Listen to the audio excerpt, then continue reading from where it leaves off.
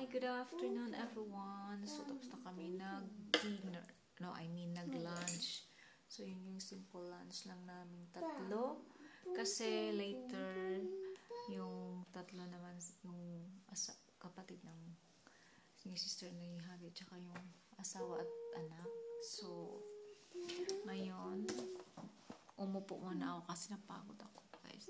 Tapos meron pa ako ito-try na plates. Tapos parang nag-ano ako sa ininom ko na Narniela. Wala pa nga, hindi pa nga ubos yung isang glass wine. Nasa kalahati pa lang, pero parang antok na ako.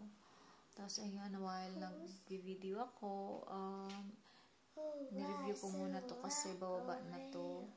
Kasama si Daddy para sa kanyang English ko. Kasi may exam daw siya. So, last night, nag-review kami. So, ngayon, magre-review kami ulit. So, where are you now? Wala, grabe, para akong nalasing. Hindi ko maintindihan. Pero it's my 14th birthday. So, yung pictures na yun ay last year. So, ano bang kaibahan dyan, guys? Ang laki, no? Kasi 1 year after. So, next year, golden aking isi-celebrate. So, hindi naman kasi dito masyadong nagluto lang ako ng pasta with shrimp. And then, ano pa ba yung niluto ko? Breaded chicken. Pero, hindi rin naman naubos kasi kami ng tatlo lang. So, mamaya mag-karaoke daw kami. Pero, parang mamaya pa alas 7, parang inantok na ako. No? Iba talaga. So, hopefully this coming Sunday ay matuloy kami ng mga kapwa ko Pilipina. Pero willing naman silang pumunta, pero mas maganda kasi yung ayan.